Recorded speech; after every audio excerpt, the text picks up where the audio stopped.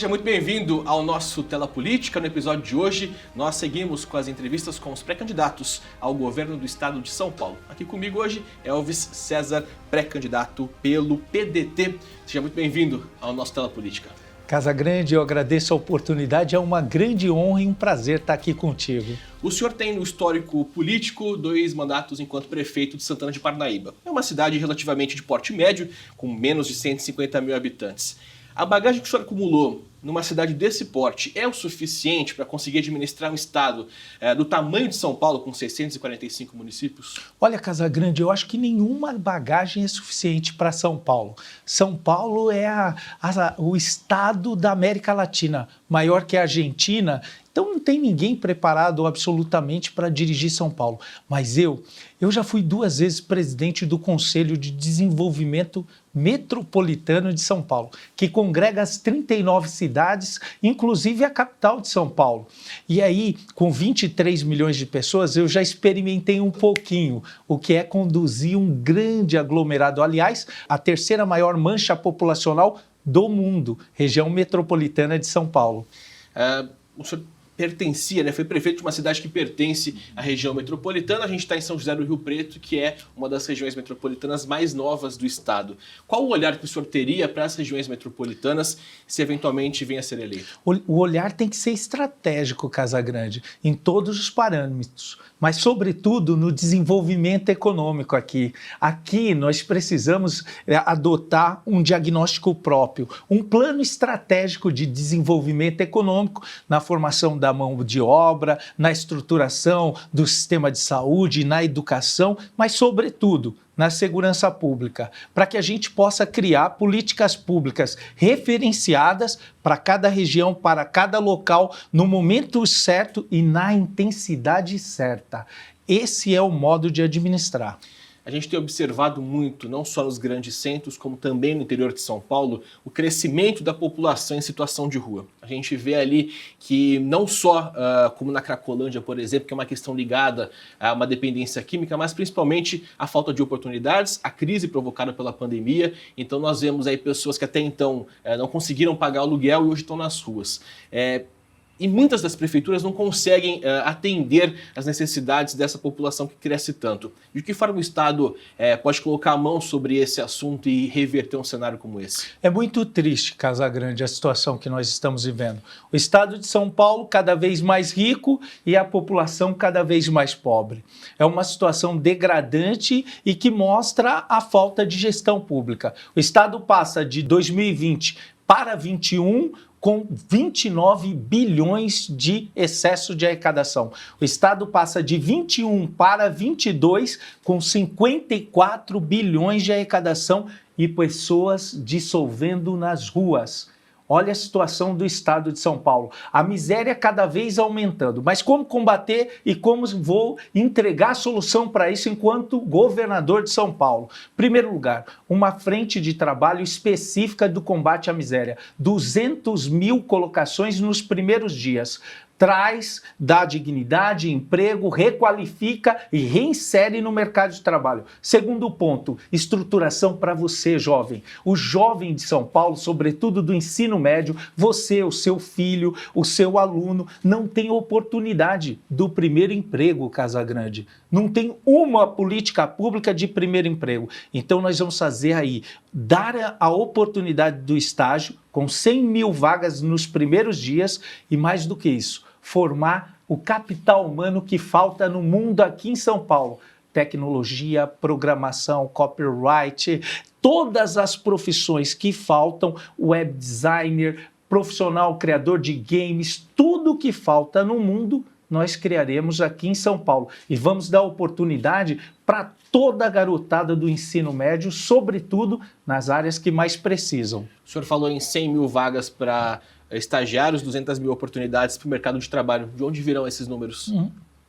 Simples. Esses números virão a oportunização da Secretaria de Desenvolvimento Econômico. Se parte desse superávit, desse excesso de arrecadação fosse bem utilizado, nós não teríamos tantas pessoas na rua, nós não teríamos tantos jovens no desalento, nós não teríamos tantas pessoas 2, 3 anos sem encontrar um emprego formal. Mas tem mais uma, que é a grande engrenagem de desenvolvimento, se chama crédito.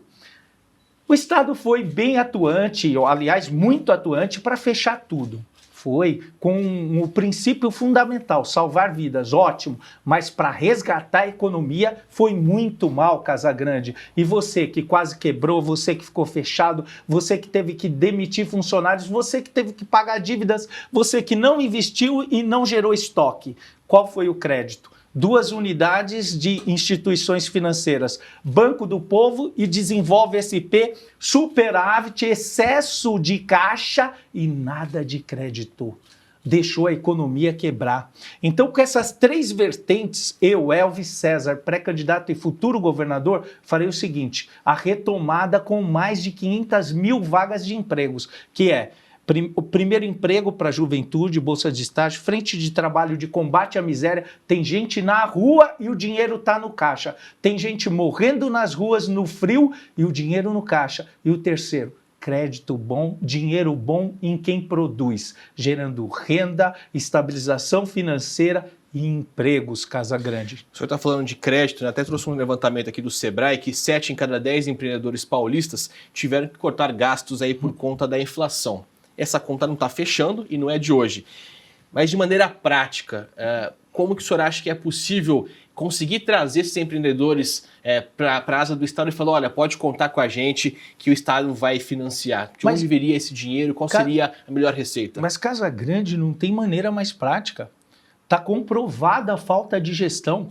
Se o Estado passa com 54 bilhões de excesso de arrecadação e não aporta valores no Banco do Povo e no Desenvolve SP, que são as 2 instituições próprias que têm braços para fazer o crédito em São Paulo, é porque não tem competência administrativa. Agora, vontade política aqui tem. Conhecimento para empregar e fazer, nós temos. Agora, o que a gente precisa é adotar um diagnóstico, verificar onde estão esses empreendedores pelo próprio sistema de dados do Estado e ofertar uma linha de crédito específica. E também, inclusive, para as mulheres empreendedoras que precisam de crédito e são uma alavanca importante da retomada econômica. Esse é o meio prático, é colocar dinheiro nas instituições financeiras. E mais, Casagrande, os bancos públicos, na minha opinião, não precisam ter lucro. O que eles não podem ter é prejuízo. Você tira a taxa de inadimplência e diminui o spread bancário e empresta dinheiro bom e com juros possíveis de serem pagos para quem alavanca esse Estado, para quem sucumbiu na pandemia. Tem outro dado aqui importante para a gente compartilhar com quem está nos assistindo. O IBGE mostra que o Estado de São Paulo tem uma taxa de informalidade aí de 30,5%. É menor do que a média nacional de 40%, mas ainda é uma taxa alta. O que fazer para conseguir colocar esse povo na contagem da formalidade? E justamente isso tem contribuído seus dados exatamente para o raio-x, para o diagnóstico do nosso plano de governo. Quando o Estado tem 30% da sua população econômica ativa fora da formalidade, tem 2 ingredientes que precisam ser observados. Primeiro, aumento da miséria. Segundo, informalidade do empreendedorismo. Sem crédito, sem formalização, sem assistência técnica, sem apoio do governo. E é isso que a gente vai retomar, apoiar a classe produtiva desse Estado. E outra coisa, combustível alto, IPVA 22% de aumento, várias alíquotas do ICMS foram aumentadas, travando a produção e sem contar o absurdo o absurdo da tarifa de pedágio. Todas as regiões administrativas têm sucumbindo com essa trava de desenvolvimento econômico. Se pega a região metropolitana de São Paulo, região de Guarulhos, região de Piracicaba, região de Campinas, Ribeirão Preto, 14 novas praças, Rio Preto, São José do Rio Preto, 7 novas praças. Estão esperando passar a eleição para implantar aqui as 7 novas praças de pedágio. Então, tudo isso trava o desenvolvimento econômico porque gera um encargo maior no sistema produtivo. Imagine bem, você acha, Casagrande, e você que está nos assistindo, que alguma empresa vem para cá com uma quantidade de pedágios desse tamanho que impacta na produção? Isso é trava. Mas como reverter isso dando segurança jurídica? Exatamente, aí sim. No primeiro dia, como governador, eu vou decretar uma auditoria para verificar o equilíbrio econômico-financeiro de cada praça contratual. E nos arranjos produtivos locais vitais para o estímulo e desenvolvimento da economia, como aqui em Rio Preto, se não tiver solução, o Estado indeniza e reduz a tarifa. E é assim que tem que ser feito. Mas de alguma forma não pode prejudicar outras concessões de rodovias, porque gera uma insegurança por parte do investidor. Não vou investir no Estado que eles mudam a regra do jogo depois que o jogo está sendo jogado. Casagrande, aí depende da prioridade. Ou você reza a cartilha de quem ganha dinheiro com o Estado ou do povo. Eu vou rezar a sua cartilha, a do povo, a de estimular a economia, de gerar empregos, renda, fazer um movimento pela educação, uma saúde eficiente. Aí você deixou muito bem claro qual é o estilo do governo que está sendo adotado. Ou você prioriza o povo ou os concessionários. Mudança de praça de pedágios, redução de praças ou redução de tarifa? O que você acha mais possível nesse momento? Eu acho o que o diagnóstico apresentar.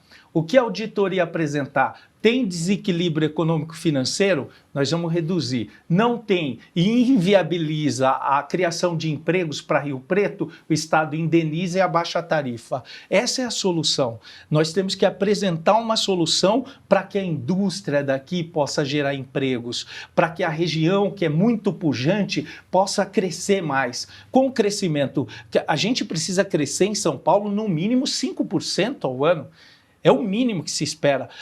A economia do Brasil, ela passa por São Paulo. E com essas travas, eu vou dar outro exemplo. Um exemplo bem claro, lá no ABC. O ABC está tendo um maior processo de desindustrialização. Tudo que sai do ABC escoa pelo Porto de Santos. 30 e poucos reais, um único pedágio. Carreta de 9 eixos, 9 vezes 3, 27, 300 reais uma passagem. Acabou o desenvolvimento econômico de São Paulo. E nós ficamos discutindo combustível para lá, para cá e para lá. No último dia deste governo, por meio da secretaria do atual governador, saiu um aditamento contratual de 15 anos do sistema aqui, inclusive de acesso a São José do Rio Preto, toda a região, sem redução da tarifa. Quando iniciaram as concessões, a malha rodoviária, Casagrande, ela era muito precária, perigosa, esburacada, sem nenhuma condição. Hoje é outra realidade. A malha rodoviária é muito bem, os investimentos já foram feitos e o lucro das concessionárias, então, nem se fala. Foram gigantescos. Agora o que precisa? Vamos manter o pedágio? Vamos. Reduzir a tarifa. A DR tem condições de continuar administrando parte das rodovias do Estado? Claro que tem. Foi uma instituição que foi feita para isso, o que demonstra o quê? A falta de capacidade de gestão. Olha, tem estados aí que mostram que dão um show, retiraram as praças de pedágio e dão um show de cuidado e estimularam a economia, deram acesso. E os modais de turismo? São Paulo está travado, você quer estimular turismo na região? Não tem como. Porque o pedágio, ele trava. Todo deslocamento é muito caro, é muito custoso. Então, ó, eu vou falar, o estado do Paraná. Não queria falar, eu vou falar que o Estado do Paraná tirou praças, dezenas de praças de pedágio e toca. Agora é muito fácil para um governador dar concessão, depois nada ele cuida. Só que a concessão vai para décadas e o povo fica pagando isso até quando? Não é uma decisão eleitoreira, é isso? De quem? De quem promete tirar praças de pedágio, por exemplo? Não, de forma alguma. Eu quero ser bem claro. É uma decisão de quem entende de gestão.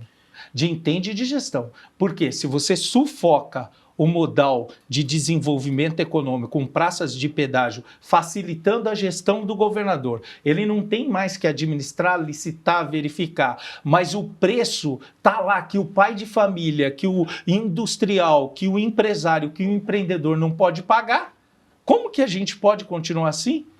Então é um entendimento que eu tenho, um entendimento a favor de você.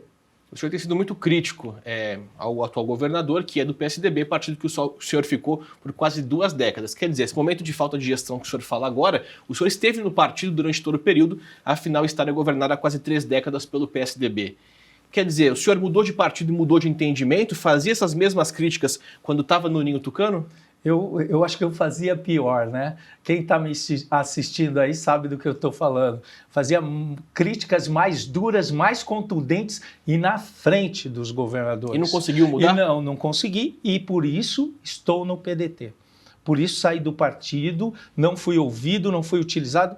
Tem mais, Casagrande, eu fui o melhor prefeito do Brasil algumas vezes. Pelo Conselho Federal de Administração, segunda melhor gestão em 2016, pelo índice Firjan, as cidades acima de 100 mil habitantes em 2019, melhor gestão fiscal do Brasil em 2020, prêmio Cidades Excelentes em 2021, com os dados de 20, o meu último ano de prefeito. Sabe quando que eu fui ouvido? Nenhuma hipótese. Então, se você tem uma pessoa que se destaca, que serve para dar luz ao partido quando ganha os prêmios, mas não é ouvido, e qual é o problema?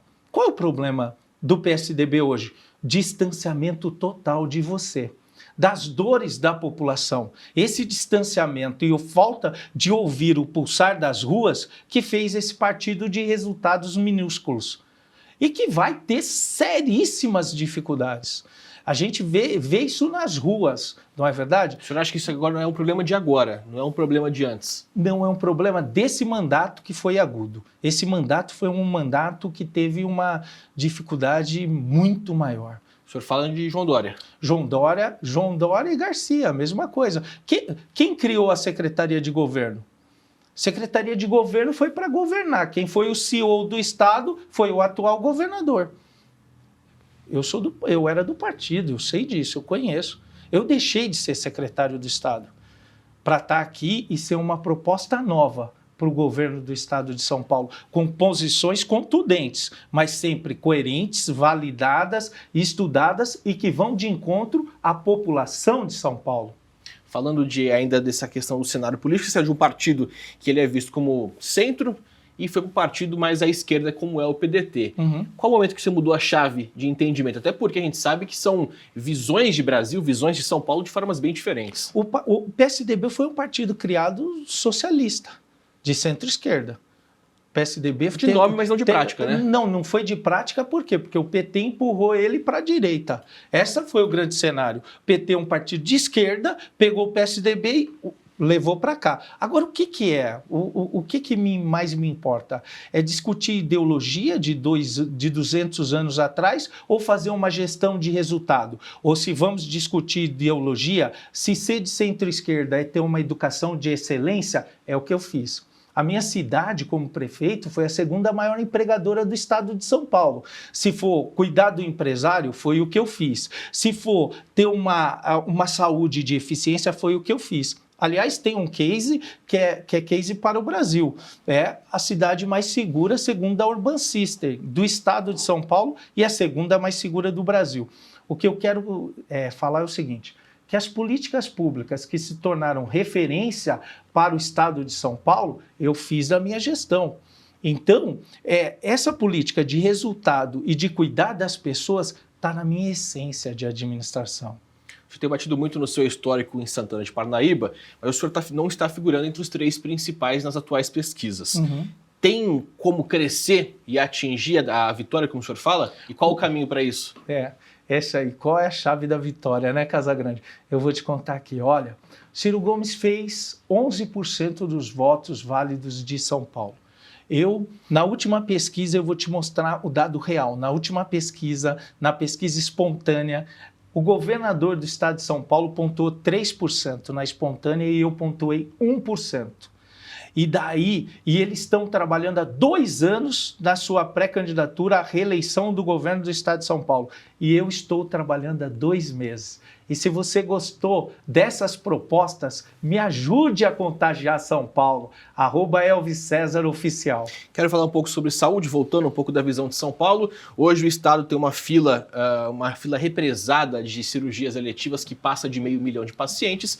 O governo do estado fez um anúncio ali de mutirões, parcerias público-privadas para conseguir dar conta do recado. Caso não seja possível zerar essa fila, o que o senhor faria assumindo o mandato 1º de janeiro? Resolutividade. A fila está aí por conta de má gestão. Eu volto a falar isso. 2020 para 2021, superávit de 21 bilhões de reais. 2021 para 2022, excesso de arrecadação de 54 bilhões de reais. Se você aporta mais...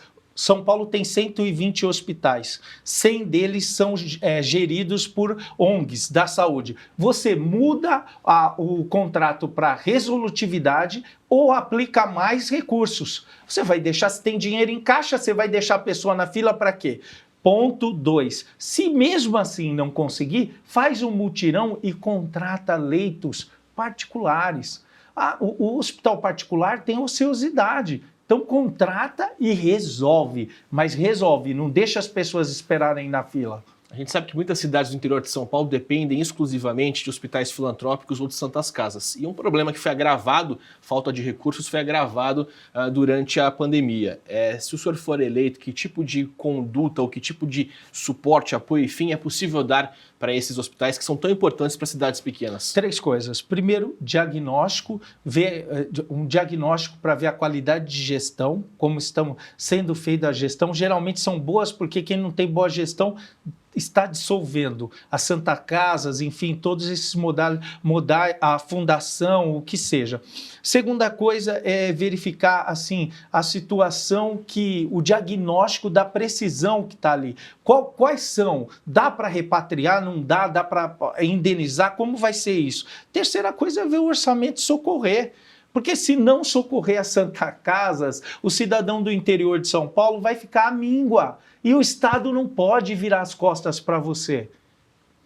Falando um pouco ainda sobre essa questão envolvendo saúde, pré-candidato, a gente sabe que no interior de São Paulo, algumas cidades, polos, obviamente, têm os hospitais de referência. Rio Preto tem o HB, Presidente Prudente tem o hospital regional, só que eles não são suficientes para dar conta de toda a demanda. 100 cidades. Tem como conseguir, é possível, na verdade, criar outros hospitais sob a mão do Estado para conseguir, talvez, diminuir essa pressão que determinadas unidades sofrem por conta da demanda? Como funciona a gestão da saúde?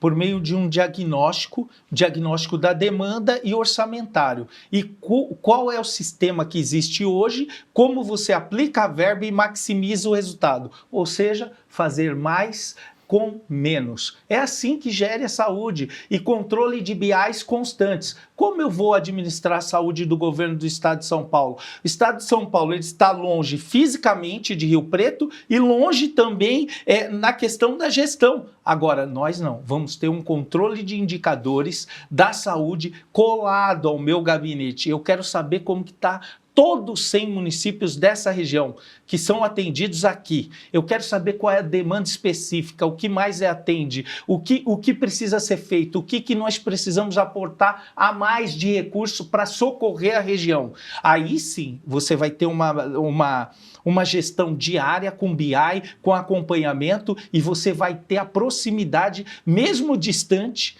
você vai estar aqui, o governador vai estar acompanhando a situação aqui. É assim que administra a saúde. O Estado passa por essa dificuldade porque não tem acompanhamento próximo de gestão. E não só da Secretaria de Saúde, do governador.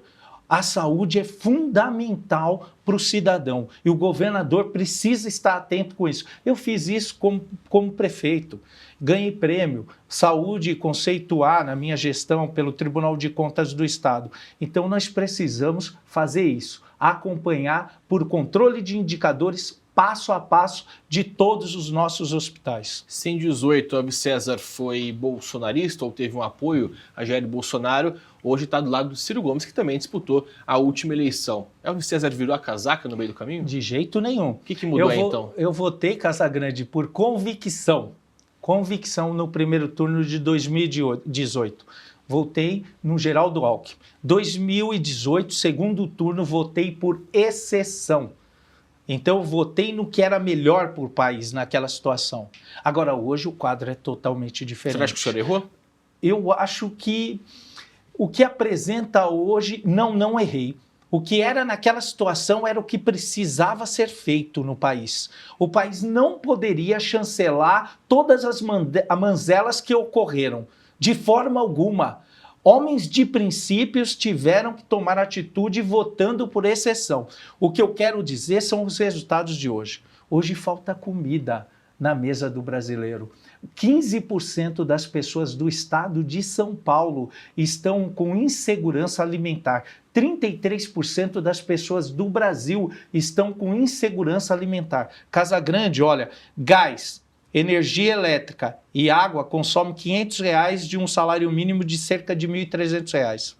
Então veja bem a situação que o povo brasileiro está atravessando. Ou seja, o modelo econômico está errado. Não está certo. Está errado. Nós temos. E eu quero votar, eu vim para o PDT para ter convicção da escolha. E qual é a convicção? Vou falar aqui em 3 palavras. Primeiro lugar, melhor governador do Brasil, uma pessoa que fez a melhor educação do Brasil no Ceará, Ciro Gomes. Segundo lugar, 45 anos de vida pública, nome limpo. Não tem sequer um processo. Terceiro lugar, tem um plano nacional de desenvolvimento econômico. Então é capacitado, tem um nome limpo e por onde passou foi o melhor. Essa é a minha convicção, votar no Ciro Gomes. Para a gente encerrar em 15 segundos, eventual segundo turno que não tenha Ciro Gomes, se as pesquisas se confirmem Lula e Bolsonaro, o senhor daria seu voto novamente em Bolsonaro? Eu tenho plena convicção que o Ciro Gomes vai chegar no segundo turno. E se você, Casagrande, me permita, se você não aceita o Estado com essa régua média, medíocre de políticas públicas e quer e merece um Estado avivado, eficiente, que gere empregos, que tenha um movimento pela educação, que tenha uma saúde de eficiência e valorize o cidadão com segurança pública e os policiais, eu sou o Elvis César, o pré-candidato ao governo do estado de São Paulo. O senhor não respondeu. Sem Ciro Gomes, quem o senhor votaria no segundo turno? Voto em Ciro Gomes no segundo turno, Casagrande. Sem o Ciro Gomes, em quem o senhor votaria? Tem que sair de cima do muro. Esse moço é muito bom. Vamos ficar para a próxima entrevista, ele não quis se comprometer, mas é importante a gente pontuar isso para quem está em casa, porque é um cenário. O senhor falou que o senhor errou, ou enfim, naquele momento era um cenário que valeria, agora já não valeria mais. Então quer dizer que o senhor não votaria em Bolsonaro? Eu posso lhe dizer com bastante estrutura, com uma estratégia eleitoral muito bem definida, vale a pena olhar para o Ciro Gomes. Eu vou lhe dizer uma coisa, mais capacitado, nome limpo e com uma estratégia para desenvolver esse país sem igual. Então, eu não tenho como pensar em plano B. O meu plano é A e eu tenho convicção que é o melhor para o Brasil. Agradeço muito a participação do senhor aqui no Tela Política. Até a próxima. Eu que agradeço, olha, a sua competência, a perspicácia, e eu quero deixar um grande abraço para todos, para você que está nos assistindo. Muito obrigado. Lembrando que todo o nosso conteúdo pode ser acompanhado a qualquer momento em múltiplas telas, acessando tela2.com.br, inclusive outras entrevistas com pré-candidatos ao governo de São Paulo. Acesse, é de graça, e a gente se vê numa próxima. Até mais.